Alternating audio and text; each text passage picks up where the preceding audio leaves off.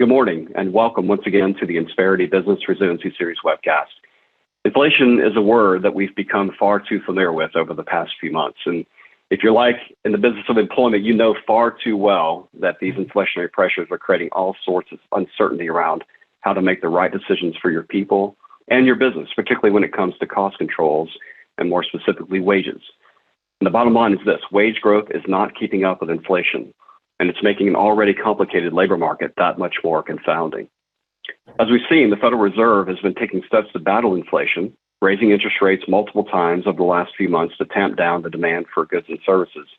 And while that may be necessary in the short term reality is that things like rental rates and new mortgages and car loans are now becoming significantly more expensive than even a year ago.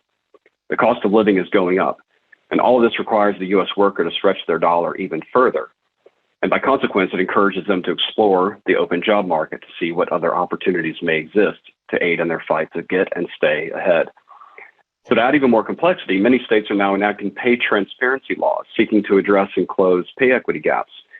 However, one of the consequences of such a move will be potentially a flurry of new awkward conversations between bosses and existing employees about where they stand in that posted salary range, and perhaps more importantly, why they are where they are. The business leaders are in a difficult position. They're wrestling with the reality that as the market shifts to meet the situation, a sound and proactive compensation strategy is more critical than ever. And it's one that must be built to protect the long-term interests of the business while also caring deeply for the very real and felt needs of the team in the here and now. This is one of the many aspects of having a clearly defined human capital strategy. And it is the key to creating both discretionary effort and the discretionary income that your business will need to be equipped for the future. So that is our topic for today: wrestling with wage growth, remaining competitive and compliant in a volatile talent market. My name is Michael Lipe, Managing Director of Brand and Marketing Strategy and the host of the Insperity Business Resiliency webinar series. And I'm also pleased to be joined by two of Insperity's most experienced consultants on this topic. First, let me introduce Rebecca Messina, Director of Compensation Services at Insperity. Rebecca's more than 23 years of compensation experience, including the last 14 here at Insperity. She holds multiple degrees in management, including her MBA from Southeastern Louisiana University, and is a certified compensation professional holding the CCP accreditation, which enables her to specialize in proactive compensation program design built to accelerate business strategy and results. Rebecca, thank you so much for joining us for our session today. Thank you. Good morning. Morning. And Ron England, Jr. Ron is a compensation consultant here at Insperity. He's also CCP certified and serves as a World at Work instructor, dedicated to elevating employee experiences and driving results-based organizational performance. He brings more than 25 years of compensation strategy experience, specializing in the healthcare industry. And like Rebecca, Ron holds multiple management degrees, including his MBA from the University of Findlay. So Ron, thank you as well for sharing your insights with us today. Thank you. Good morning. Thanks for having me. Good morning. Great. Okay, it's great to have both of you. This is an important topic, so let's jump right into it. Rebecca, I'd like to start with you. As in my opening remarks, I mentioned that as a country, we're continuing to wrestle with this inflation that is at a 40-year high, and it's a fact that's clearly hitting businesses and employees and their families right there in the pocketbook, right? This September's inflation report showed that the consumer price index at a year-over-year increase at a 8.2%. Even exceeding economists' forecasts. So cost of living is certainly going up, and more so in probably particular areas of the country. But as a result, businesses are having to really refigure their tolerable levels of cost of labor to respond to the situation, right? So as we begin our session today, can we please break down the differences in these terms and how they work together to help frame our discussion? Yes, absolutely. This is such a hot topic with our clients, and it really is important to understand the differences in the two concepts, both cost of labor and cost of living. Although they are related, they are very different from each other. The cost of labor is the supply and demand for labor in a specific market. And typically, that is geographic for most companies, but it can also be more industry specific. If you're looking at top levels in the organization, most of the time that's the C-suite. But in simplest terms, the cost of labor is how much a company must spend to hire and retain in a particular market, let's say like New York, not how much it actually costs to live in New York. So cost of labor information is typically obtained from labor market competitors when you look at various sources, including data that's published and purchased from reputable survey vendors, which many which Insperity subscribe to. So on the other hand, the cost of living is a measure of the average change over time in the prices paid by urban consumers for a market basket of consumer goods and services. Those include things like food, gas, housing, transportation, medical care, and much more. And as you mentioned, the Consumer Price Index, or we like to say CPI, that is the economic indicator that's released monthly by the United States Bureau of Labor Statistics. So what you'll see with the cost of living and this 40-year peak that we're seeing is that this increase is being sustained by ongoing supply chain problems and strong consumer demand in the United States. Even increasing pay is another cause of inflation. So if the cost of labor goes up, which is mainly due to the talent shortage, then the prices for products will naturally increase as well. There is a tendency to sort of merge the two concepts of cost of living and cost of labor as the same idea. You'll see that in the media, you'll see that in news publications. But the fact is that the cost of living has really not been a factor in most companies' salary planning and budgeting for a very long time. And what we see is the cost of labor is the predominant consideration when determining pay. Good. So it's helpful to kind of set the foundation of these terms that we'll use and terms that are going to be important for people to really consider as they're thinking about their strategy here. Ron, I want to go to you. Clearly this is a complex issue, and what makes it so complex is that we're living in the midst of this tremendous war for talent, which Rebecca mentioned even just a minute ago. Wage growth is already on the rise simply in response to the competitive job market we're in. So setting like the cost of living factor aside, employers are already wrestling with increasing cost of labor. So let's start with some foundational ideas, some principles on how to develop a scalable compensation philosophy that really is there to attract and retain the talent that people are going to need. And then we can work to overlay kind of the current events on top of that. So just give us some foundational ideas here, if you will. Yeah, absolutely. Thank you, Michael. A compensation strategy and philosophy is one of the most important elements of compensation, if not the most important. When talking to clients, I often hear when I ask the question, we don't have a compensation philosophy or a strategy. And I ask them, are you hiring employees? Are you giving employees pay raises? And most often the answer is yes, of course. And then I tell them, you do in fact have a compensation philosophy and a strategy. It's just not documented and it's likely not consistent, and that can lead to problems down the road. First, you're going to want to lay out what you have today. So what are your current pay programs? What is your current base pay program and any bonuses or incentive plans that you may have in place?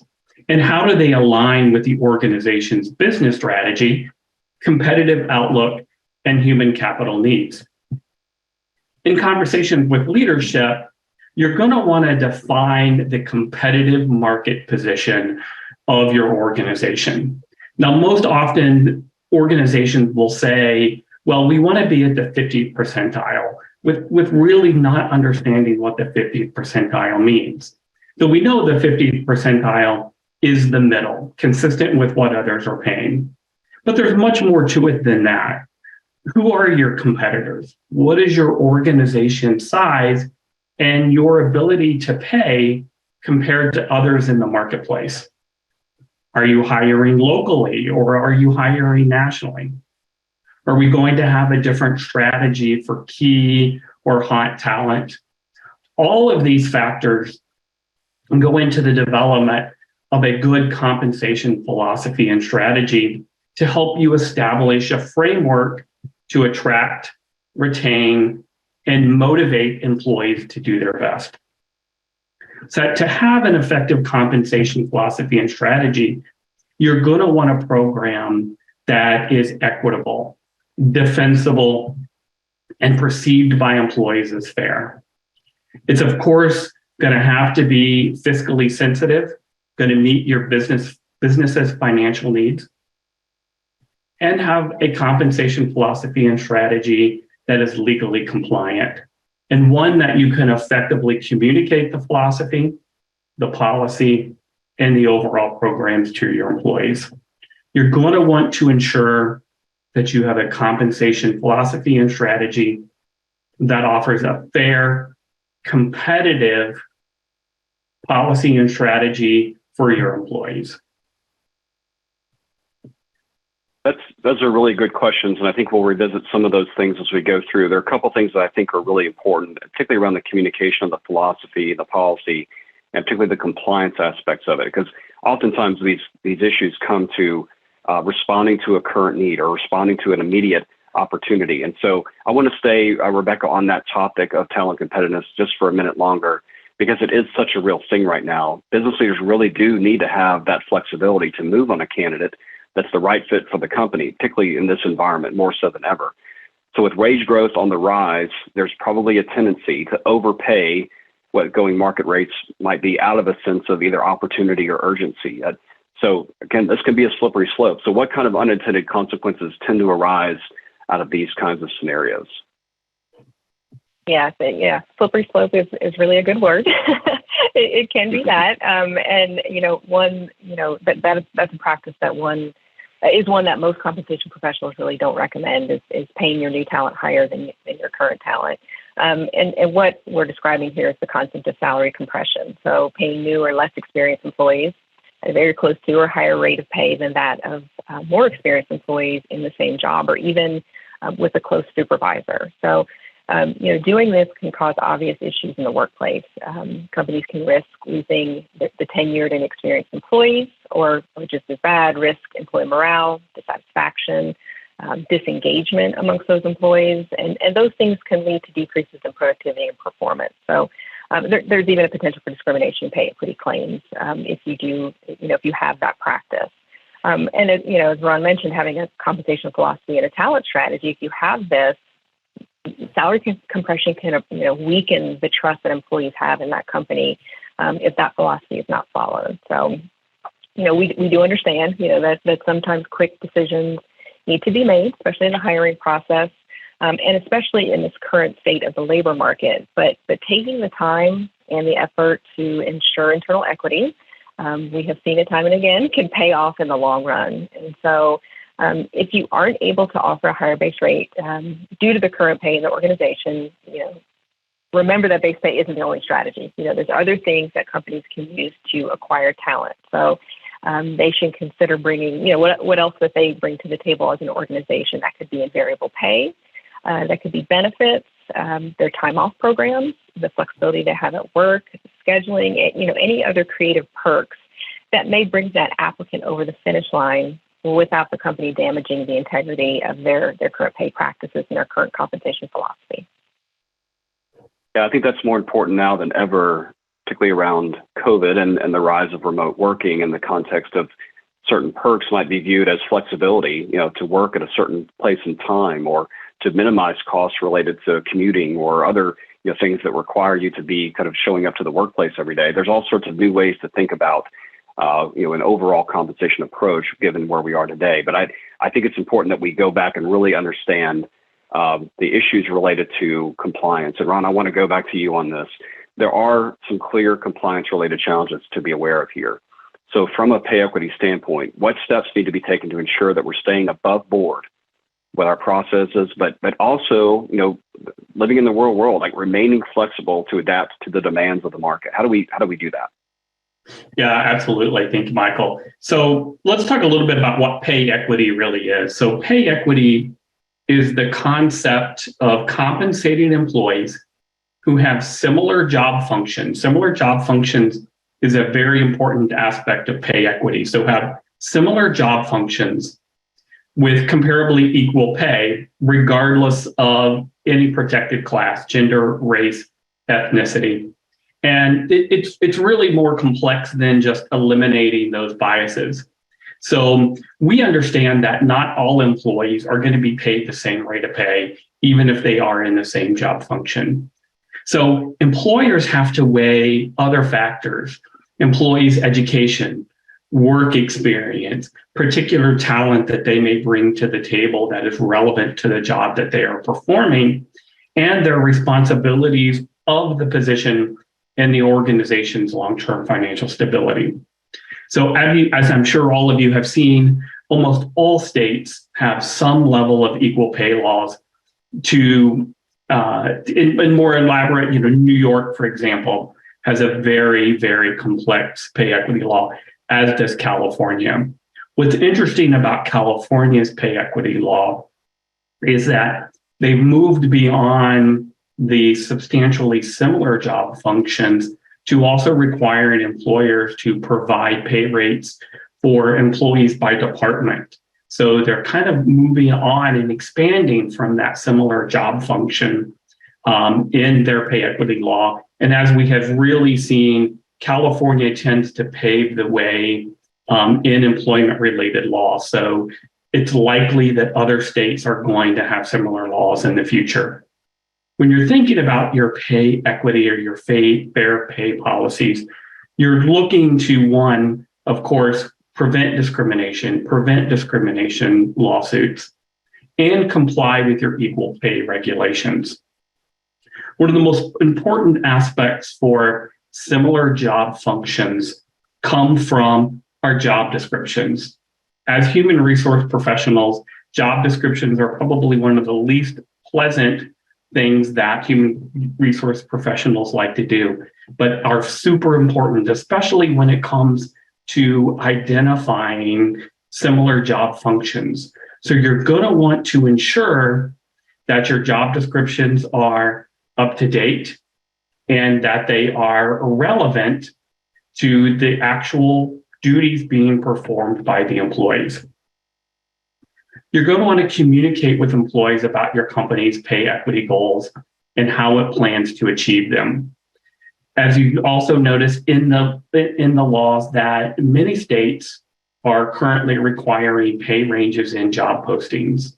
So if you are not being transparent with your employees, and when it comes to their pay, then they're able to go out and they're going to be able to see those pay ranges in job postings. So along with pay equity, you're going to need to ensure that you have elements of pay transparency in there.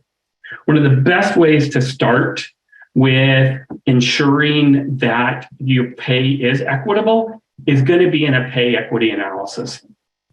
And the pay equity analysis is used to identify any potential pay gaps in your organization.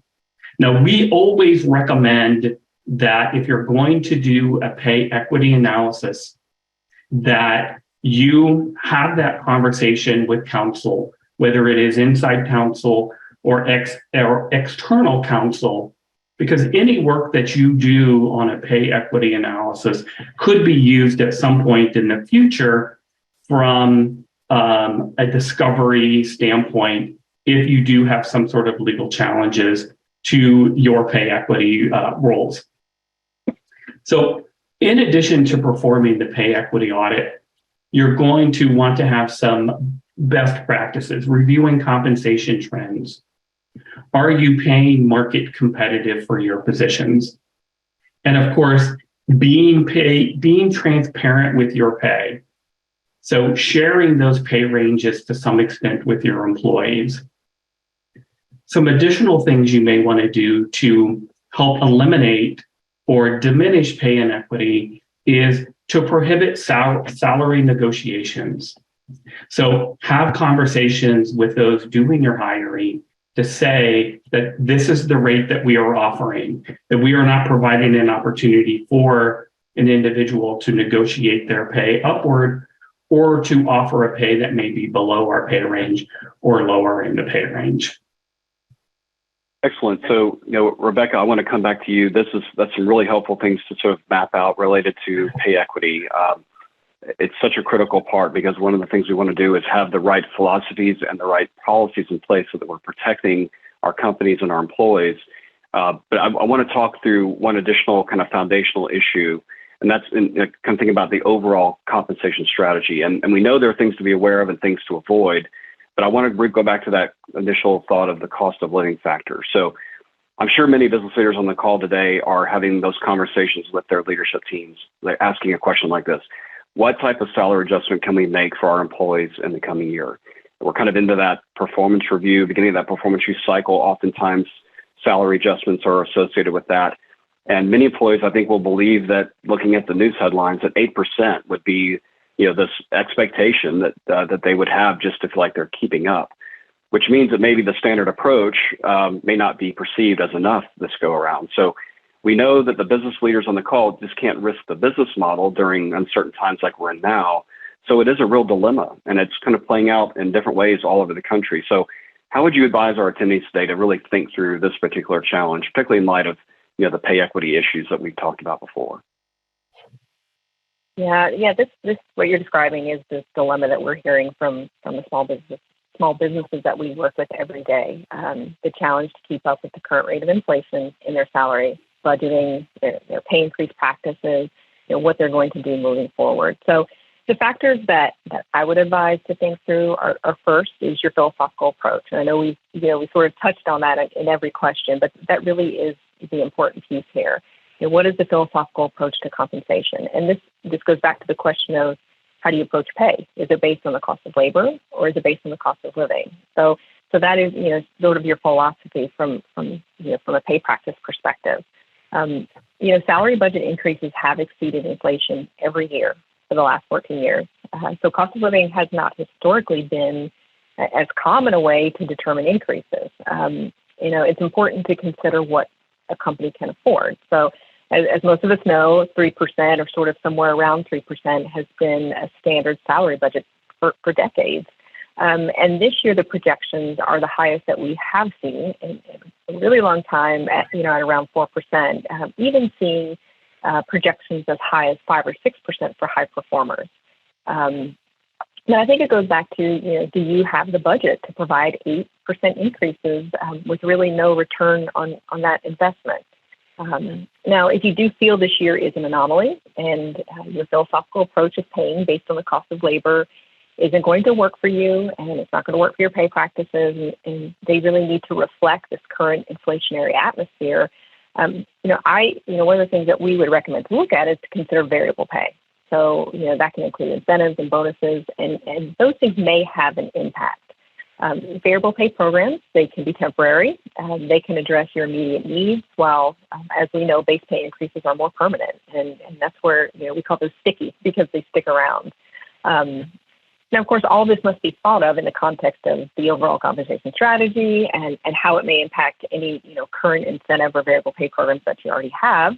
And also your current, performance-based or, merit increase programs, what market adjustments that you may do, and any supplemental bonuses that you already sort of have in play, like sign-on bonuses or retention bonuses. But there's another point to consider as well. I mean, inflation has been low, for many, many years, and at some point it will decrease. So, at that point, what will happen if your salaries are too high? If you do, in fact, give an increase at the rate of inflation, what will your approach be to a correction if that's needed? So, these are all the factors that, we encourage considering during the budgeting process and how you will communicate your strategy as you move into 2023 and beyond that as well. Yeah, that's really helpful. And I think it's important to consider, as you've said, that the long-term standards that are being set, the expectations that are potentially being reset here. And while it may feel urgent in the moment to really have that long-term perspective as your overall philosophy, and then put that in context to where we are today. So Ron, I want to dive a little deeper with you into one of the strategies that Rebecca touched on, and that's around incentive compensation. And I'm seeing some questions around that as well in our Q&A that's in the session here. For those businesses who have not considered an incentive comp approach, this could be sort of a win-win scenario to help move closer to the needs of the employee while tying that to business performance or business results. So just help us go, where do we begin with considering an incentive comp structure for our employees? And maybe what are some things that we should also try to avoid in this scenario? Yeah, absolutely. And as Rebecca stated, one of the great things about a variable incentive plan, especially in today's environment, is that it is variable, that it is not sticky, and that it is something you can utilize in the short term, so to speak, to help you be more market competitive, meet those compensation goals without making large increases to base pay, base salaries, because those increases don't go away. Those increases stick. So first thing you want to do is start at the top. You're going to want to have conversations with the leaders within your organization and talk about what kind of behavior do you want to reward and what kind of goals that you want to meet financially within the business. And you're going to want to align measurable tasks with company goals. And again, you're going to want to incent and reward that type of performance that's going to meet both employee success and company success. So you're going to want to, for example, have performance indicators with the achievement of KPIs. You're going to want to tie incentives to finite goals. The one thing that you really want to avoid is open-ended goals that become hard to measure and that the employee may have one set of perspective when it comes to achieving that, and the employer or the leaders may have another set of goals. Typically, you're going to want to have a finite end date. So whether it be quarterly or annually, we're seeing more of a trend to have incentive plans be on a quarterly basis versus an annual basis, especially in this tight labor market where employees are looking for an incentive on a more regular or consistent basis. Typically within an organization, the lower the level of the participant in the organization, the more frequently the incentive. So whether it be monthly, quarterly, annually, and at the leadership level annually, and some incentive plans actually run into multiple years. So you're going to want to make a plan that's adaptable. And by adaptable, that means that you can change those goals and those strategies over time. That's the great thing about a variable incentive plan, that as you review that plan and look at those results, if they're not meeting the results, if you're not getting the financial results that you're looking for, or the employees are not being incentivized the way that you would like them to be incentivized, then you can make changes to that plan. One, plan documents is a very important aspect of an incentive plan. So you're going to want to make sure in your plan document, you outline that it is variable and that you as the employer have an opportunity to make changes at any time to be consistent, again, with meeting company goals and meeting employee goals. So some of the strategies, you're going to want to establish a cap or a maximum on incentive plans. Unfortunately, I've seen a number of plans where they haven't put caps or maximums in place, and then they have found themselves in a very difficult position at the end of the year when it comes time for payouts. Another is to certainly involve your finance team to where everyone is on the same page as to how the incentive is going to be funded, where you are compared to target, and how you are accruing. Unfortunately, we've run into a number of circumstances where it's been under accrued or employers have not kept track of how the targets are being achieved. And then again, they find themselves at the end of the day in a very difficult situation. You're always going to want to reserve the right to make downward adjustments based on factors of outstanding financial situations or individual performance. You're always going to have some sort of caveat in your incentive plan that provides you not necessarily with an out, but to make adjustments as needed. You're going to want to ensure that you have all of your company's leadership on board, that it is clearly communicated to all of your employees, and everyone understands what the expectations are and what the rewards are when those expectations are met. You're going to be the most successful in a plan that is fairly simple, straightforward, has 3, maybe 5 elements that make up the incentive plan. So you're not going to want to have an incentive plan that is too complex.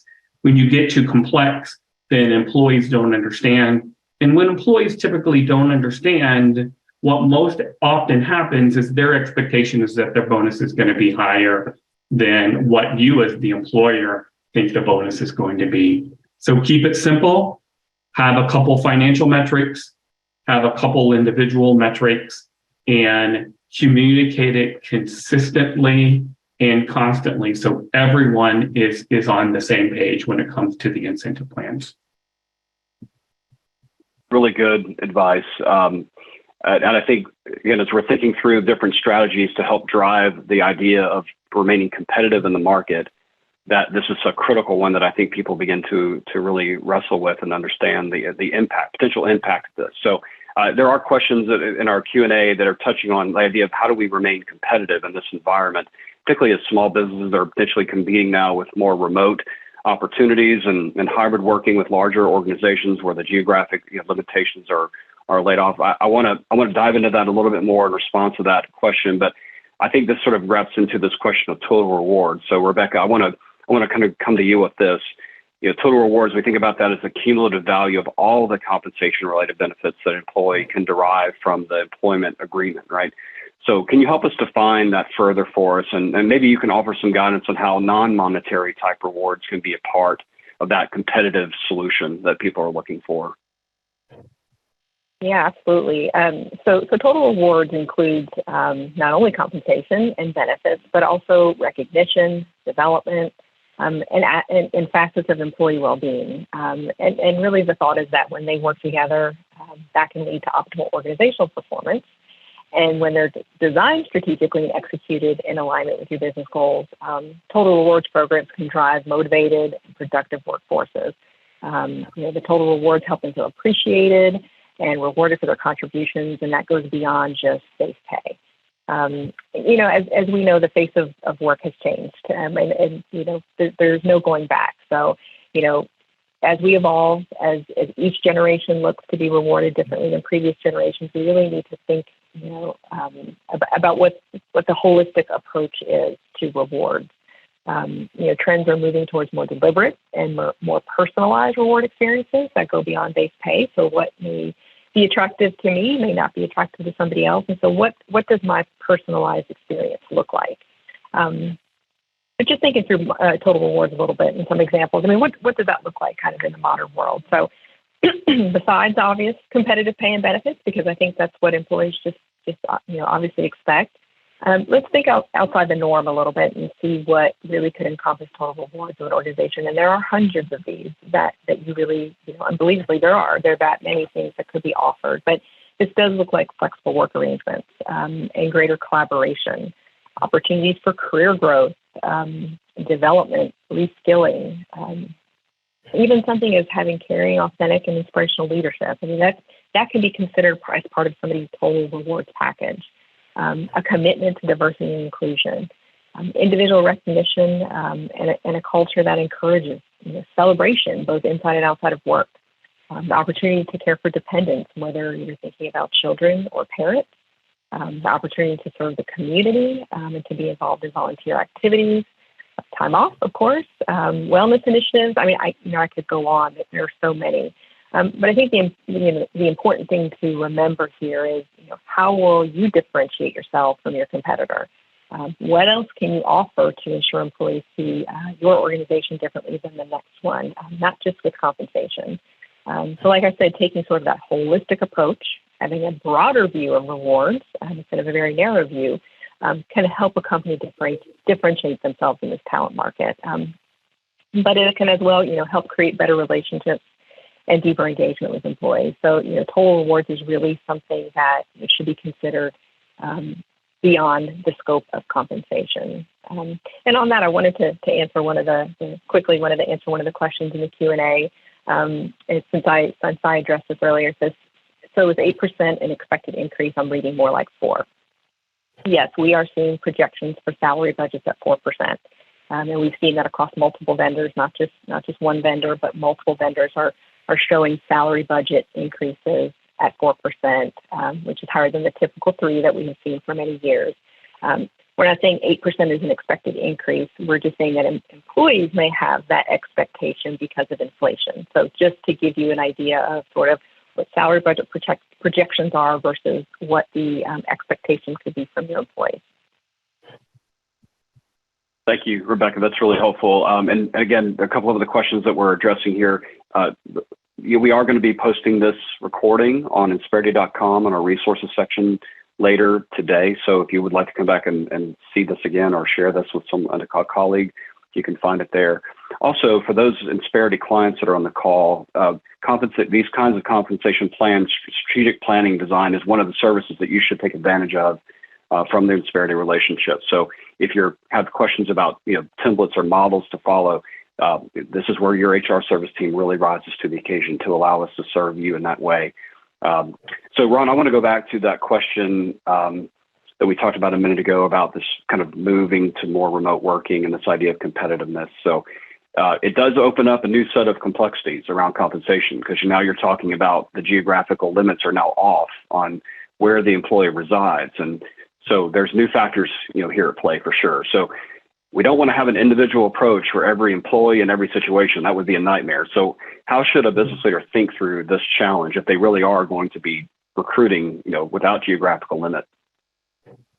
Yeah, thank you. That's probably one of the number one questions we're getting here, especially as we've moved to a remote environment from a corporate environment. In organizations that traditionally didn't hire outside of their local market now have an opportunity, if they do have remote work options, to have people working all across the country. So, a recent World at Work study showed that 44% of organizations that did have a geographic pay policy in place are considering modifying that policy.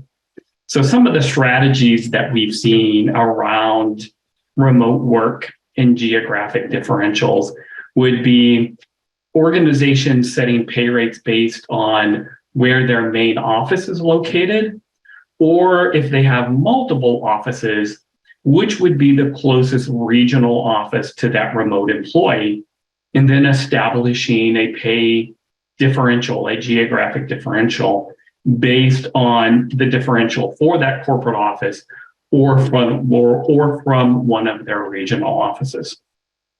Another strategy that we're seeing is to have geographic differentials for the various locations around the country.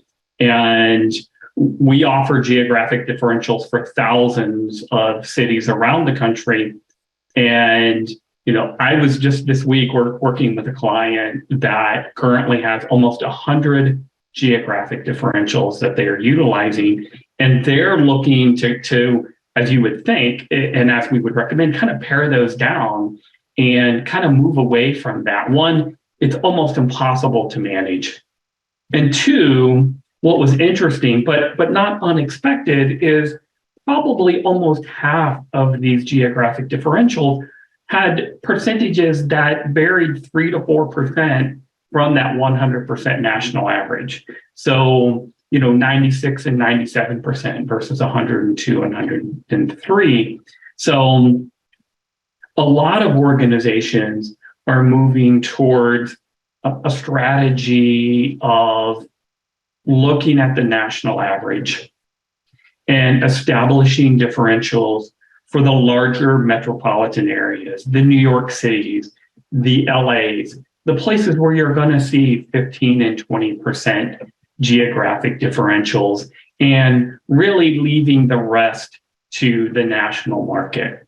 If you're looking at a candidate in Wyoming, for example, and you're offering a salary of, let's say, $100,000, and you tell that candidate, well, the cost of living in Wyoming is, 87%. So I know we said 100,000, but we're only going to pay you 87,000. So, that's going to reduce your chances of getting that candidate or keeping that candidate if they do accept an offer of employment with you. So regardless of the strategy that you pick, you're going to want to be consistent. So if you say we're going to use a national average with an upside for our major metropolitan areas, be consistent in that approach. Communicate that approach to your employees and your candidates if you're having those conversations. No, I'm sorry, we only offer geographic differentials for major metropolitan areas. For those organizations that had a corporate environment and now have removed to remote, and employees have left large metropolitan areas for lesser expensive areas, there are a couple different approaches that you could take. And the most common approach, and the approach that I tend to recommend, is have that conversation with the employee, communicate with that employee. You understand we were paying you a differential when you were living here in New York City. You now live in, let's just say, Vermont. And so while we will not reduce your pay, you will possibly receive lower annual increases as a result of being outside of the New York environment and being paid higher than what we would pay that position nationally.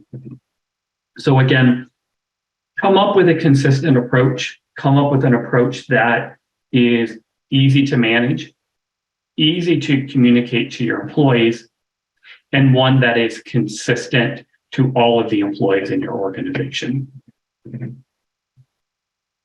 That's very helpful. I think everyone can see, I certainly am seeing it from listening to the conversation today, that we need to be ready to have these conversations, probably in ways that maybe have been more standard operating procedure in the past. Now we're going to have more kind of one-on-one, types of conversations on these fronts, right?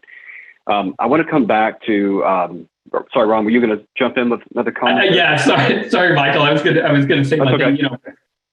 For the number of years that both Rebecca and I have been in compensation, one of the things that is just so obvious, more obvious now than ever before, is communication and transparency. When employers come to either of us, any of us in the comp role, and say, you know what, we're not very transparent in our pay, but we want to be. And the answer I often give is, you know what, pay transparency exists in your organization today. You're just not driving the message. And if you're not driving the message, then someone else is. So communicating and being transparent in your pay is a strategy that all organizations should be undertaking. Yeah, that's a good point. I want to stay on that topic because as we're thinking about this new geographic, the limits being removed and some of the impact that's having, we know, we talked about this a minute ago, but I really want to dive in a little bit deeper on it with you, Rebecca. So the rise of pay transparency is really being driven now by regulatory changes. Colorado, California, other states are now requiring the job descriptions, and recruiters are providing clear compensation ranges for roles. So, but even before that, we've had social media sites like Glassdoor starting to kind of pull the lid off and socially contextualize, give potential candidates an idea of what it is to be paid in these various roles. So, their trend is obviously moving towards greater pay transparency. So to Ron's point, how do we begin to manage through this transition where we can control, the concept or the communication around that? Yeah, good segue, Ron. So it's interesting. The concept of pay transparency has been on the forefront for many years, even before some of the regulations that we're seeing. And just for everybody's knowledge, pay transparency refers to the degree to which employees are open, or employers are open, about what, why, how, and how much employees are compensated, and allows employees to share pay-related information with others. So this even can extend beyond base pay to include variable pay, the other reward components of an organization, as well as things like promotions, recognition, development. But the level of transparency in an organization really depends on what the executive support is, and that's really a huge one. What the organization's culture is, and here's the key word: what the organization's communication capabilities are. And really the level of sophistication of compensation policies and practices. But one recurring theme we do see in pay transparency, and this kind of hits on what you guys were referring to, is that many frontline managers aren't properly trained to have the conversations or to deliver pay information to employees. And communication is the key factor here with pay transparency, like we said. So really, organizations should consider providing clear information about their pay philosophy if they have one, pay ranges if they have them, if there's merit increases, anything they can communicate around budgeting. All those things are really important from a communication perspective. This helps employees understand why they're paid what they are, how to direct their efforts to increase their own compensation, which is really important to employees. Posting the salary ranges is what we're seeing in these regulations is really a basic way of meeting a transparency requirement. And employees should know how they fit into a range and what they can do to progress through that range as well. And I know you mentioned some internet-based data that is sort of out there that people can just easily pull, but something to consider is using reputable salary survey data in your pay analysis or any pay analyses that you do. Although pay data that's online can be kind of a good temperature check, it also can be unreliable. Just as what I've found over the many years I've been doing compensation, there usually is a reason that it's free and available to the public. So our recommendation is to ensure pay decisions are based, in part on data that reflects your competitive environment. So I thought an interesting tidbit on transparency is there is data that we have found from studies that say increasing pay transparency or transparency around your compensation programs is 65% more effective at reducing turnover intentions than paying more to the market, which is so interesting to think about, that employees just want to understand how they're paid, and it's really tied to their job satisfaction and also their trust in management that the value of their salary is accurate. So, if you haven't thought through how your pay processes are documented and how you communicate them through all levels of the organization, the time definitely is now.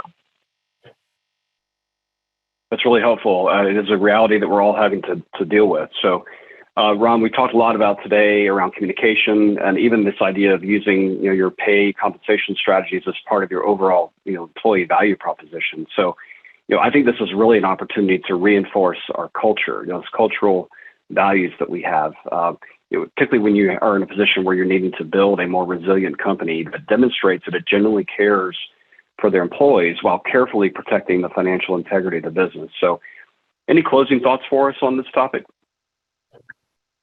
Yeah, I saw in the chat one of the interesting things that had come up, and in fact, I don't recall who said it, but it's from a salary.com survey that even though the merit budget for 2023 is around 4%, nearly a quarter of those organizations that responded said that they plan to give increases in the 5 to 7% range. So what is interesting and what we're seeing now today or in 2023 that we haven't seen in a very long time is the ability to differentiate great performers from your average performers. When we were looking at budgets in the 3 to 3.5% range, it was really hard to discern great performers with average performers. So, an average performer might get 3.2 and a great performer might get 3.7. So it's really great to see that organizations are looking to provide a greater opportunity and to recognize those great performers with larger merit increases for 2023. We're also seeing about 2/3 of the organizations in the United States, according to a Mercer survey, are really looking to also enhance their benefits, better access to healthcare, more affordable healthcare, and more family-friendly benefits. And along those same lines, we're seeing a lot more focus on work-life balance, especially as we have moved to a remote work environment. So many of us, me included, we're really excited about the opportunity to work remote, to not be in an office 5 days a week, and to make that commute. But what we also have found with that is with remote work, our offices are in our homes. Our home is in our office.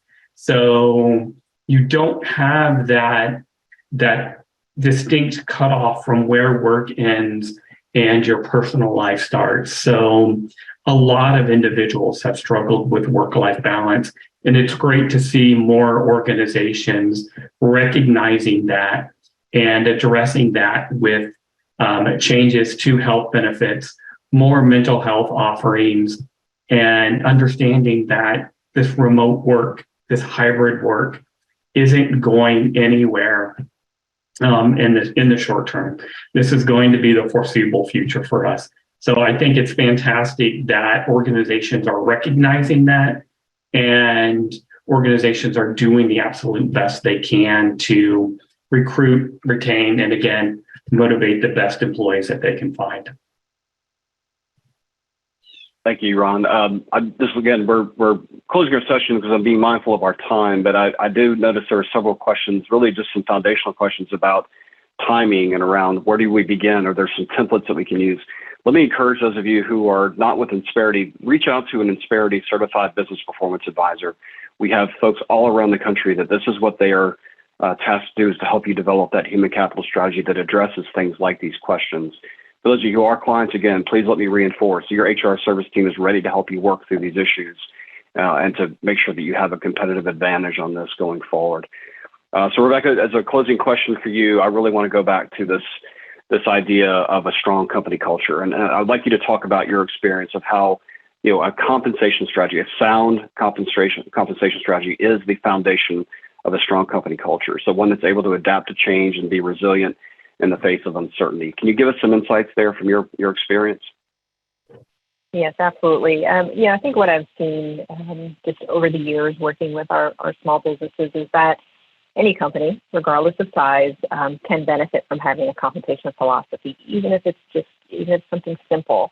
Some clients I think will tend to think, it won't give me enough flexibility. I can't pay the way I really want to pay, but that's not necessarily the case. Having a strategy in place can help guide you. Can help guide you as you write comp policies. It can help ensure alignment with the laws that we've talked about today and your vision around your compensation practices. So now with this formalizing a comp philosophy and policies, we can really give your team, your HR team if you have one, your managers, guidance when they post jobs, make offers, negotiate, give promotions, all of those pieces of the compensation puzzle. Pay policies, based on a written philosophy, can streamline your budgeting for bonuses, for salaries, for raises, but especially helpful in times of fast growth or in more challenging situations like we face during COVID or what companies are facing now with inflation. So, during a crisis, having policies that are grounded and well thought out philosophies can help you manage the related issues that may come up, during those times. It kind of also allows you to focus on keeping your business running instead of having to build a plan that's, done under stress, which, may cause decisions that you really don't want to make. So, really the goal of the philosophy, should be to set the expectations, the tone, and broad parameters for your company's pay policies. And then, if you opt for transparency around compensation, you can be mindful of the fact that your employees are really watching to see if your practices really support your policy and philosophy. But we do encourage that. We encourage that foundation, that guidance, so that you have something to work for you and your organization. Thank you. And thank you to everybody who's joined us for our session today. And Ron and Rebecca, thank you for your time and your expertise on what I know is an ever-evolving topic. And I know the Insperity clients that you and your teams have worked with have benefited tremendously from your services. So thank you for your efforts on this front, and just really appreciate your time and your expertise today.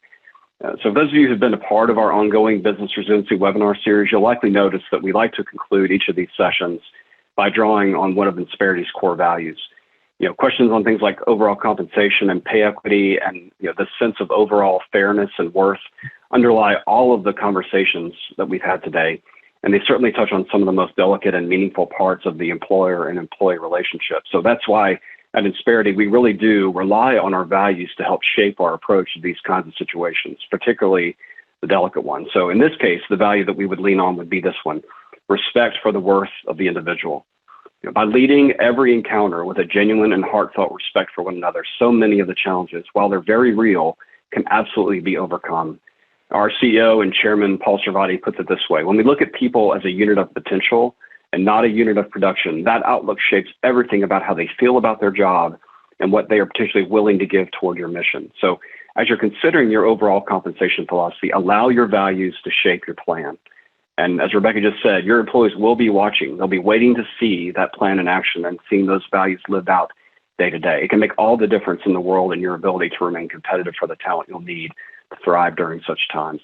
Again, as we've said, if you're unsure where to start, consider speaking with one of Insperity's nationwide network of local certified business performance advisors. Our teams are trained and equipped to bring these kinds of solutions to you and your team. Solutions that will help you accelerate and optimize your business performance by putting that hyper focus on your people as a force multiplier for your business. So we encourage you to visit Insperity.com today and learn more. You can see a replay of this webinar and all the other ones we have within our Business Resiliency series.